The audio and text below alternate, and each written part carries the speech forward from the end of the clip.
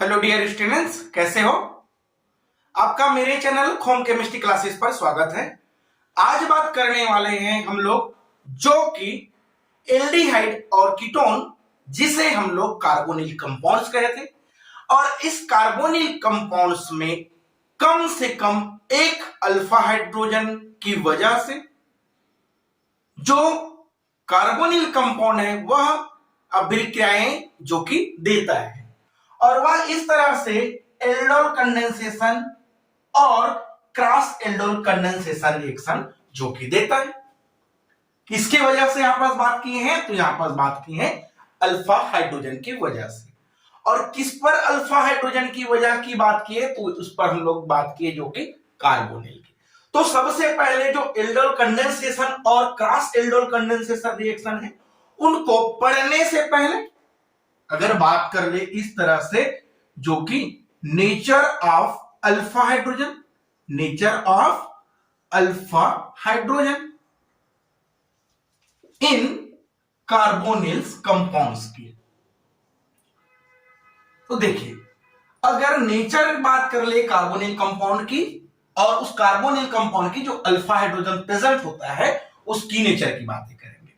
बात कर ले अगर इस तरह से कार्बोनिल कंपाउंड होता है, इस तरह से जो कि कार्बोनिल कंपाउंड है, और इस कार्बोनिल कंपाउंड्स में चाहे तो अगर एल्डिहाइड की बात कर ले इस तरह से CH3 CH double bond OH aldehyde है, या फिर बात कर ले इस तरह से जो CH3 यहां पर CH3 CH3H double bond O ketone की बात कर ले। चलिए एग्जांपल इस तरह से जो एल्डिहाइड है जिसे एसिटिल्डिहाइड कहा जाता है, और इस एसिटिल्डिहाइड की नेचर समझनी।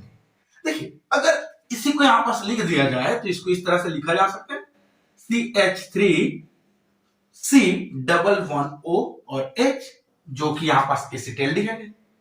और इस एसिटिल्डिहाइड में इस तरह से लिख दे कि इनको ऐसे लिख दे, फिर से यहां पास जो कार्बन है इस कार्बन को लिख दिए, और इस कार्बन में जो कि इस तरह से 3 हाइड्रोजन प्रेजेंट है। चलिए 3 हाइड्रोजन है, उसके बाद फिर से कार्बन है और उस कार्बन में डबल बॉन्ड और H, और यहां पास जो कंपाउंड है कार्बन और ऑक्सीजन के बीच में डबल बॉन्ड, इसी की वजह से इसको क्या बोला जाता है? जो कि कार्बोनिल कहा जाता है। अब इस कार्बोनिल जो ग्रुप है, इस कार्बोनिल ग्रुप के बाद जो कार्बन प्रेजेंट होगा, इस कार्बोनिल के बाद कौन सा कार्बन है? First carbonyl. तो कार्बोनिल के कंपाउंड के बाद जो कार्बन होगा जस्ट फर्स्ट वाला, इस कार्बन को जो कि अल्फा कार्बन कहा जाता है।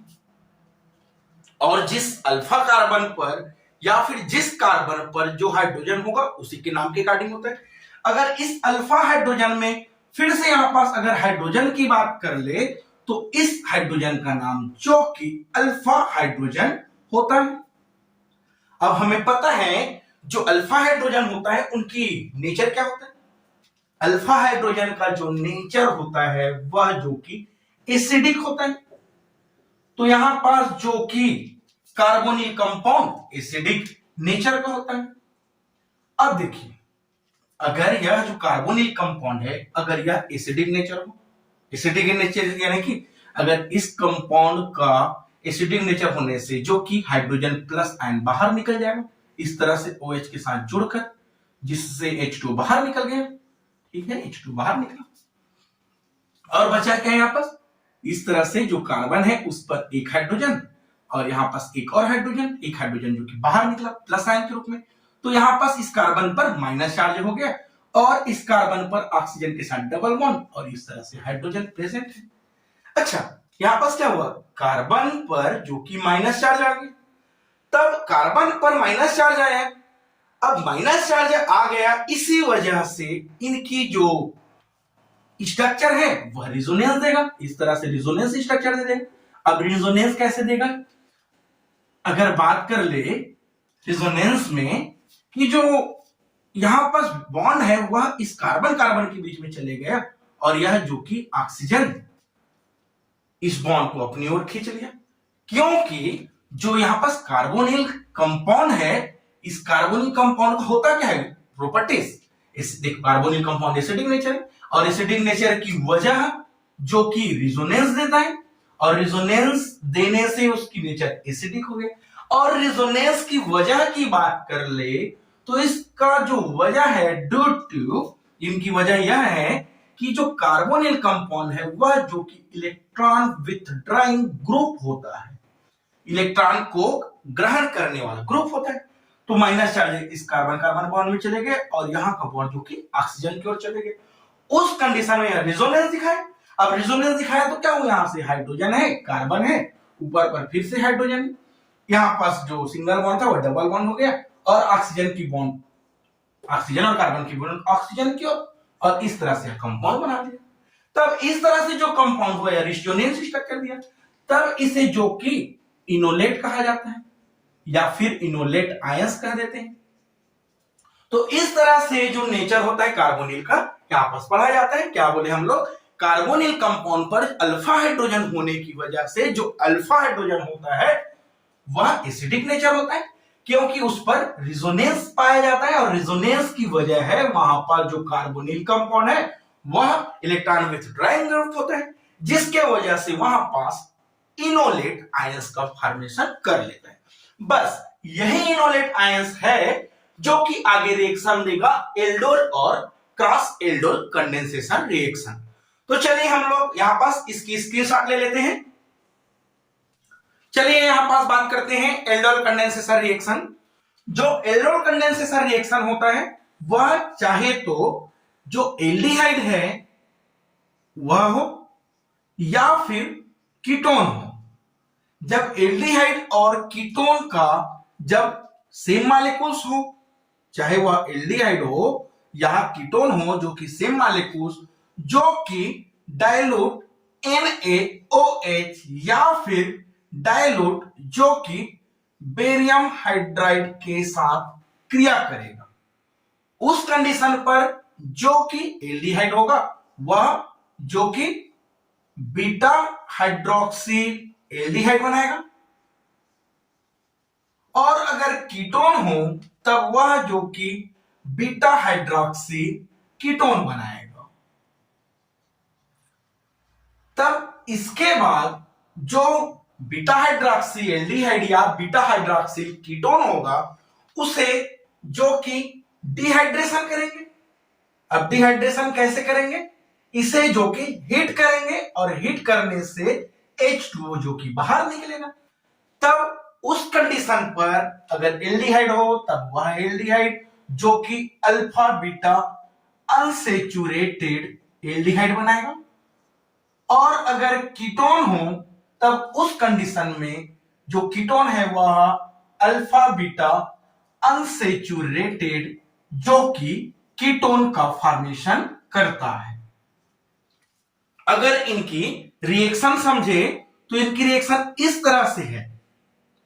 सबसे पहले अगर हम लोग एल्डिहाइड वाले की ही बात कर ले तो इस तरह से जो एल्डिहाइड वाला कंपाउंड है CH3 CHOH, यह एल्डिहाइड वाला कंपाउंड है, और इस एल्डिहाइड जिसे एसिटेल्डिहाइड कहा जाता है, और अगर इस एसिटेल्डिहाइड का रिएक्शन सेम मॉलिक्यूल्स जो एल्डिहाइड है या एसिटेल्डिहाइड है उनके साथ जो कि डाइल्यूट NaOH के साथ या फिर बेस कैटालिस्ट के साथ रिएक्शन किया जाए, बेस कैटालिस्ट के साथ रिएक्शन किया जाए, उस कंडीशन पर होगा इस तरह से। अगर इस CH3 इस तरह से है उसे CH3 CHO दो तरह लिख दे। अगर इनकी बात कर ले यहां पर जो कि एक हाइड्रोजन इस तरह से जुड़ा हुआ है और एक हाइड्रोजन इस तरह से जुड़ा है, अगर इनकी बात कर ले इस अल्फा हाइड्रोजन की, तब यह alpha hydrogen hydrogen plus ion देकर जो कि ऑक्सीजन में चले जाएगा।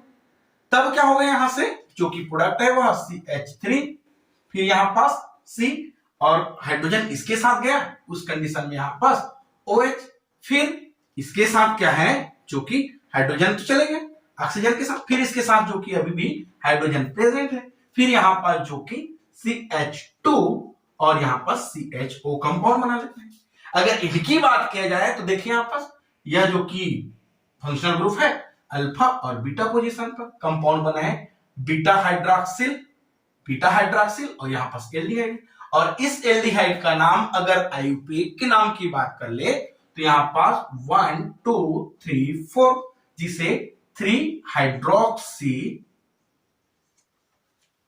और 4 है उसे ब्यूट, और सिंगल बॉन्ड है तो उसे ब्यूटेनल कहा जाता है। तो इस तरह से इनका आयुपेक नाम रह जाता है 3 हाइड्रोक्सी ब्यूटेनल। और इस 3 हाइड्रोक्सी ब्यूटेनल ही जो कि एल्डोल रिएक्शन है। देखिए एल्डोल रिएक्शन का यहाँ पास नाम इस तरह से आया है, इस पर जो फंक्शनल ग्रुप है और यहाँ पास एक और फंक्शनल ग्रुप है, इस पर 2 फंक्शनल ग्रुप है। इस फंक्शनल ग्रुप की बात किया जाए तो इस फंक्शनल ग्रुप का नाम जो कि एल्डिहाइड है, और इस एल्डिहाइड से एल को ले दिए हैं एल्ड, और इसका नाम जो कि एल्कोहल है, और एल्कोहल में क्या बोला जाता है, ऑल लिखा जाता है, तो इस तरह से ऑल है, तब इनका नाम जो कि एल्डोल है, तो इस तरह से एल्डोल बना लेते हैं।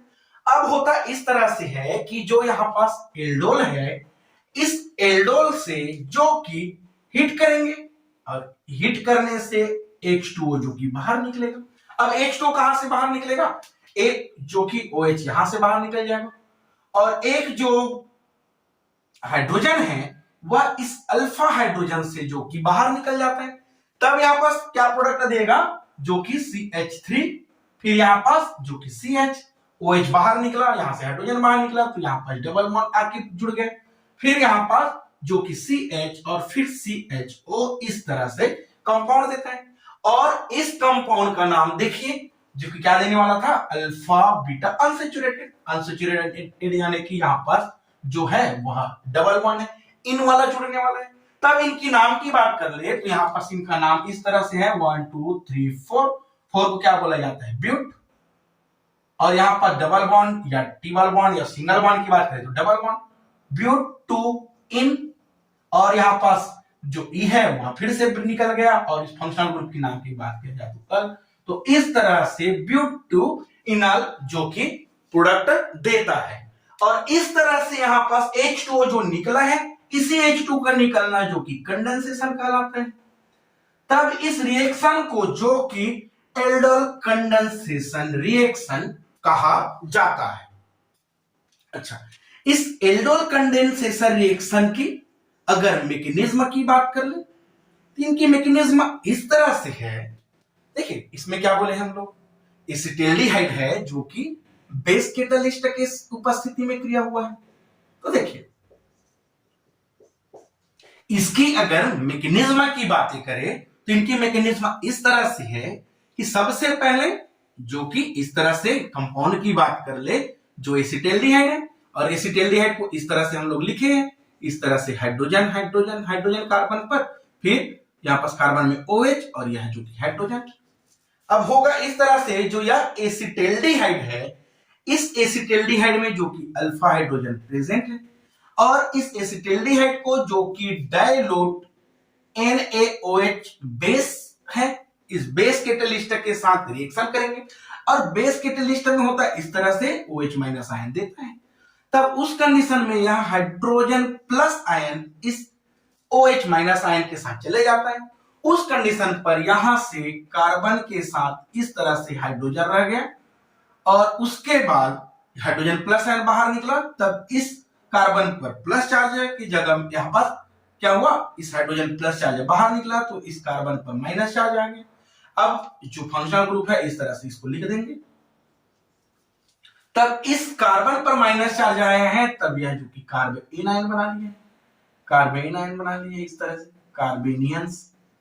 अब होगा इस तरह से यह कार्बेनियंस है, इस कार्बेनियंस का रिएक्शन फिर से करने वाला है जो कि CH3C डबल बॉन्ड OH, यानी कि फिर से सेम मॉलिक्यूल्स होगा, जो कि एसिटाल्डिहाइड है तो सेम मॉलिक्यूल्स एसिटाल्डिहाइड के साथ रिएक्शन होगा।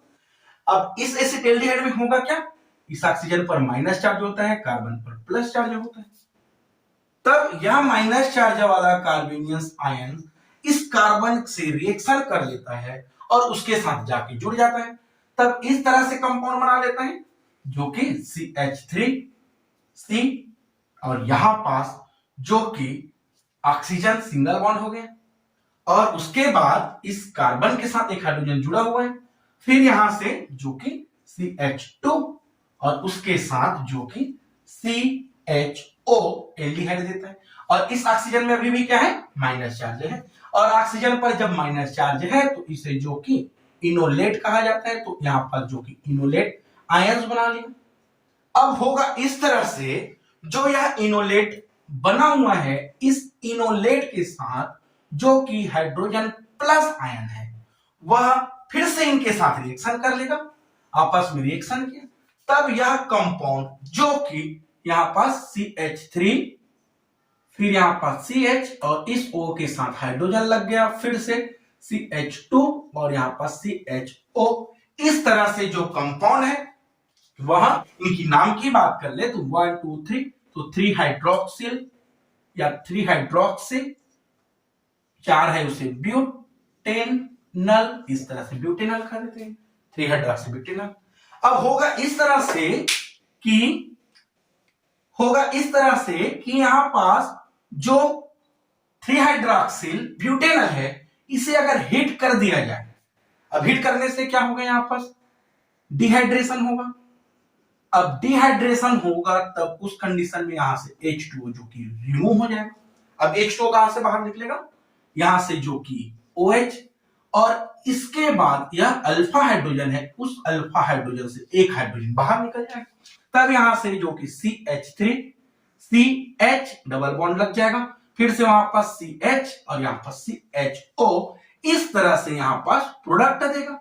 और अगर इस प्रोडक्ट की नाम की बात किया जाए तो यही जो प्रोडक्ट है जो अल्फा बीटा अनसैचुरेटेड एल्डिहाइड का फॉर्मेशन कर लेते हैं, अनसैचुरेटेड एल्डिहाइड। देखिए कैसे, ये alpha position beta position, alpha beta unsaturated aldehyde बना लेता है। तो इस तरह से इस रिएक्शन को एल्डोल कंडेंसेशन रिएक्शन कहा जाता है।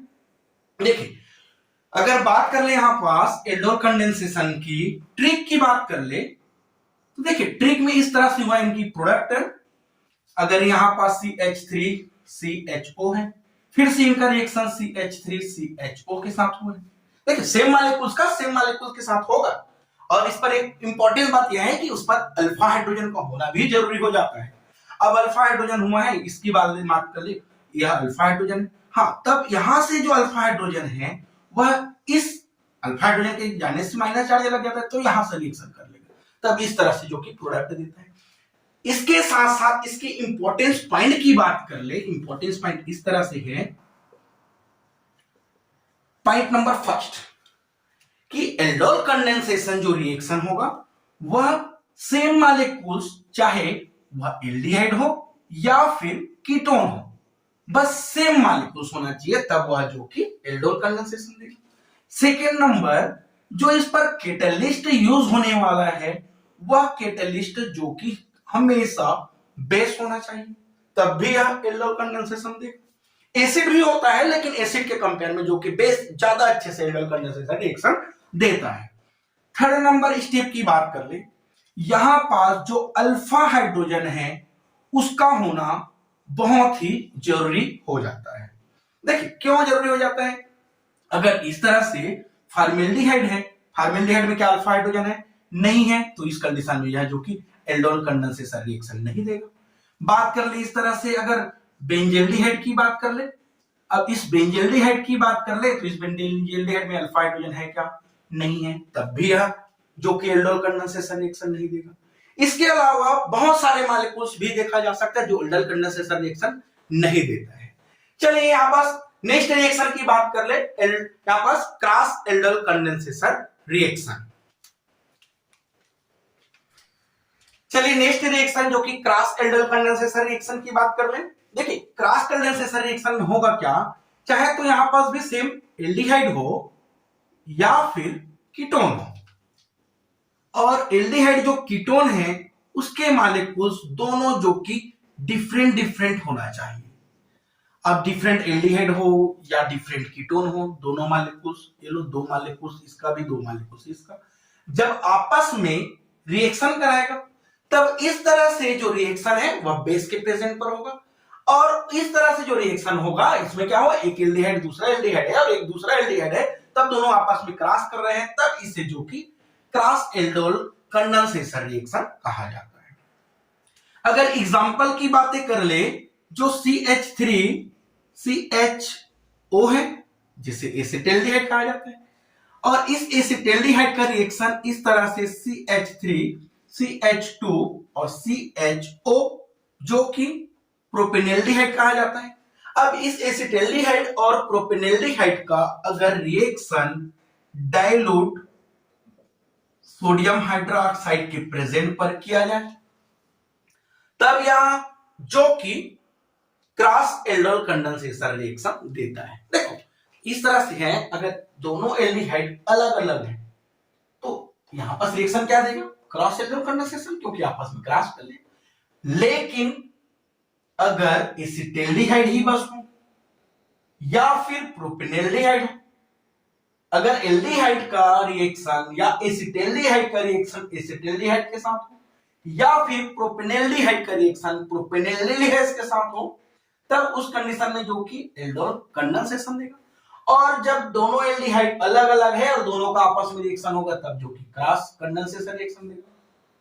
तब इस तरह से देखिए, अगर एक टेस्ट ट्यूब में एसिटाल्डिहाइड को रख दिया जाए और उसी टेस्ट ट्यूब में थोड़ा सा जो कि प्रोपेनॉल्डिहाइड मिला दिया जाए और उसको जो कि बेस कैटलिस्ट की प्रेजेंट पर रिएक्शन कराएंगे, तब रिएक्शन तो इस तरह से भी हो सकता है कि आखिर एसिटाल्डिहाइड भी आपस में रिएक्शन कर ले, या फिर यहाँ पर प्रोपेनॉल्डिहाइड और प्रोपेनॉल्डिहाइड है वह भी आपस में रिएक्शन कर ले। और जब सेम मॉलिक्यूल्स का रिएक्शन आपस में होगा, तब उसे जो कि एल्डोल बस कहा जाता है, एल्डोल कंडेंसेशन रिएक्शन कहा जाता है। लेकिन एक और रिएक्शन हो सकता है कि यहां से जो एसिटाल्डिहाइड होगा ब्यूटाल्डिहाइड यहाँ पास प्रोपेनॉल्डिहाइड के साथ रिएक्शन हो, या प्रोपेनॉल्डिहाइड है वह यहाँ पास एसिटाल्डिहाइड के साथ हो, तब इस तरह से यहाँ पास इसको क्रॉस एल्डोल कंडेंसेशन रिएक्शन कहा जाता है। और इस तरह से अगर रिएक्शन होगा तो जो कि 4 तरह से प्रोडक्ट देता है, और इस 4 तरह से प्रोडक्ट की बात कर ले, यहाँ पास 4 प्रोडक्ट देता है। और इस 4 प्रोडक्ट को इस तरह से समझे कि अगर इस कंपाउंड का रिएक्शन इनके साथ हो रहा है, इस कंडीशन में यहां पास अगर यह अल्फा हाइड्रोजन है, यह अल्फा हाइड्रोजन अगर रिएक्शन करने, तब क्या होगा, यह अल्फा हाइड्रोजन वाला कंपाउंड इस ऑक्सीजन के साथ, कार्बन पर ऑक्सीजन है उसके साथ हाइड्रोजन चले जाएगा, तब यह क्या देगा CH3, यहां से कार्बन और हाइड्रोजन, यहां पास जो कि हाइड्रोजन इसके साथ चले गए, यहां से OH दिया, फिर यहां पास जो कि यह CH आके जुड़ गया, नीचे में अभी भी इसका क्या है CH3, फिर यहां पर CHO इस तरह से देता है। कि इस रिएक्शन का नाम बात कर ले तो यहां पर 1 2 और 2 को क्या बोले थे, अभी भी बोले थे बीटा हाइड्रोक्सिल, ये लो बीटा हाइड्रोक्सी। और इस बीटा हाइड्रोक्सिल का फंक्शनल ग्रुप क्या है, एल्डिहाइड का रिएक्शन हो रहा है तो एल्डिहाइड, तो यहां पर जो कि प्रोडक्ट दिया वो है बीटा हाइड्रोक्सी एल्डिहाइड। इसके पहले जो एल्डोल रिएक्शन था वह भी same to same beta hydroxyl दिया था, ठीक है, ये भी दिया, लेकिन इसमें क्या है, ये डिफरेंट मॉलिक्यूल्स है और उस पर जो कि सेम मॉलिक्यूल्स था। अच्छा, यह जो कि बीटा हाइड्रोक्सिल एल्डिहाइड दिया है और इसे जो कि हीट कर दिया जाए, और हीट करने से क्या होता है H2O जो कि बाहर निकलता है। अब H2O बाहर निकलने से क्या देगा, यहां से H2O बाहर निकलने से इस तरह से यहां से क्या है OH, और इस तरह से यहां पर जो अल्फा हाइड्रोजन है, इस अल्फा हाइड्रोजन बाहर निकल जाएगा इस अल्फा कार्बन से, तब क्या देगा यहां से जो कि CH3, यहां पास CH, OH बाहर निकला, यहां पास डबल बॉन्ड क्रिएट हो गया, फिर से यहां पास जो कि कार्बन है हाइड्रोजन बाहर निकला, फिर से यहां से CH3 और यहां पर जो कि CHO इस तरह से, और ये अल्फा पोजीशन बीटा पोजीशन क्या देने वाला है यहां पर, अल्फा बीटा अनसेचुरेटेड, कौन सा फंक्शनल ग्रुप एल्डिहाइड, तो इस तरह से अल्फा बीटा अनसेचुरेटेड एल्डिहाइड दे दिया। चलिए ठीक, यह भी रहा। लेकिन यहां कौन सा रिएक्शन, क्रॉस एल्डोल कंडेंसेशन। अच्छा, यहां पर रिएक्शन इस तरह से दे दे कि जो CH3 है और CHO है, इनका रिएक्शन फिर से CH3 CH2 और CHO के साथ करा दिया जाए, किसके प्रेजेंट पर, जो कि डाइल्यूट सोडियम हाइड्रोक्साइड के प्रेजेंट पर करा दिया जाए। अगर इसमें अल्फा हाइड्रोजन इस तरह से रिएक्टिविटी था और यहां से यह अल्फा हाइड्रोजन रिएक्टिविटी दे, एसिडिक नेचर इसका रह जाए, तब इस कंडीशन में क्या होगा, यह अल्फा हाइड्रोजन इस ऑक्सीजन के साथ ऐड हो जाएगा इस तरह से ऐड हो जाएगा। तब क्या देने वाला है प्रोडक्ट, यहां से CH3, फिर से CH2, यहां पर CH, और इस पर जो कि ऑक्सीजन है, और इस ऑक्सीजन में यहां से जो हाइड्रोजन है वह चले गए। फिर यहां से जो कंपाउंड क्या बच गया, CH2 और यहां पर CHO, इस तरह से दिया। इनका भी नाम देख ले, 1 2 1 2, यहां पर बीटा हाइड्रोक्सी एल्डिहाइड ए भी दिया। उसके बाद फिर से इस कंपाउंड को जो कि हिट कर दिया जाए, और हिट करने से फिर से क्या बाहर निकलता है, H2O। तो इनकी प्रोडक्ट क्या देने वाला है, फिर से यहाँ पास हाइड्रोक्साइड बाहर निकल जाएगा और यहाँ से हाइड्रोजन बाहर निकल जाएगा, क्योंकि ये अल्फा है, अल्फा पोजीशन से हाइड्रोजन बाहर निकलने वाला है। तब यहां से क्या दिया, जो कि CH3, फिर CH2, यहां से CH, यहां पर डबल बॉन्ड क्रिएट हो गए, यहां से हाइड्रोजन बाहर निकला, CH, फिर से फंक्शनल ग्रुप CHO, फिर से सेम टू सेम यही प्रोडक्ट दिया, अल्फा बीटा अनसैचुरेटेड एल्डिहाइड। अच्छा, नंबर ये तो फर्स्ट नंबर रहा प्रोडक्ट का, ये सेकंड नंबर रहा रिएक्शन।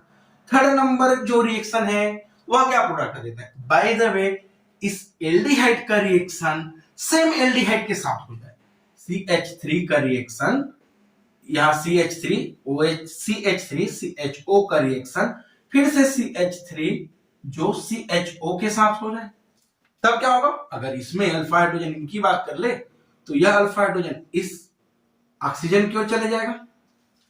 कब, जब यहां पास डाइल्यूट सोडियम हाइड्रोक्साइड हो, और डाइल्यूट सोडियम हाइड्रोक्साइड होगा तो निकल जाएगा यहां से CH3, फिर यहां पास CH, यहां पास जो कि OH आ गया, फिर से यहां पास जो कि CH2 CHOH, alpha beta beta hydroxyl aldehyde, फिर से यह प्रोडक्ट दिया। इनके बाद फिर से इसे हिट कर दिया जाए, फिर से H2 बाहर निकलता है, कहां से H2 बाहर निकलेगा, हाइड्रोजन, और यहां से हाइड्रोक्साइड, हाइड्रोजन क्या प्रोडक्ट दिए, CH3 CH double bond CH CHOH, same to same यहां पर भी जो कि अल्फा बीटा अनसैचुरेटेड एल्डिहाइड।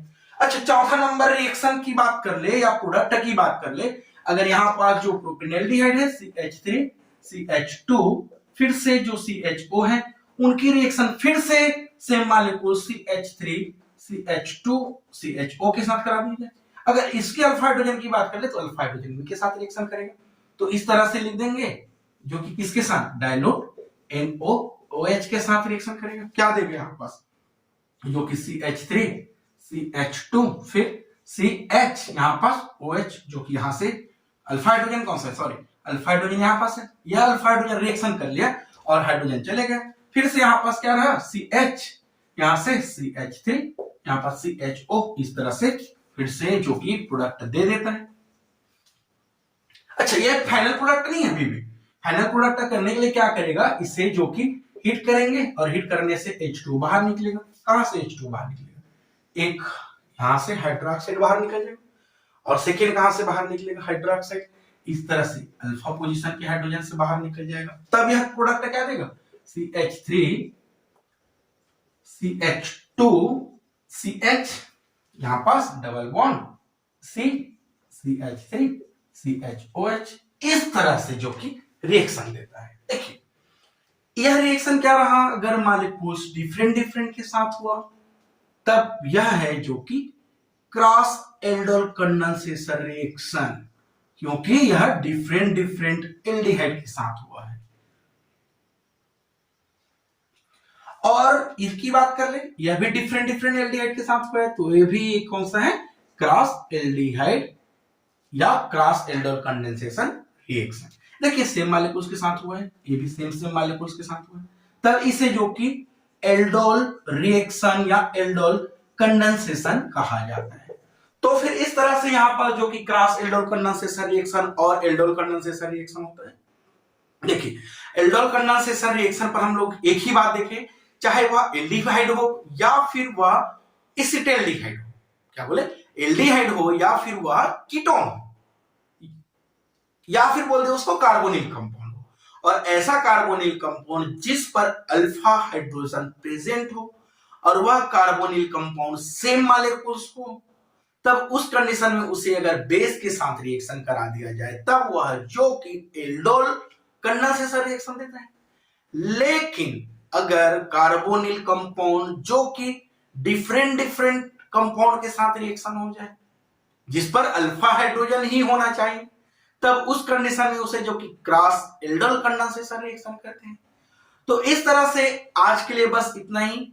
और अगर आपको हमारी वीडियो पसंद आया हो तो वीडियो को लाइक करें, चैनल को सब्सक्राइब करें और शेयर करें। Thank you.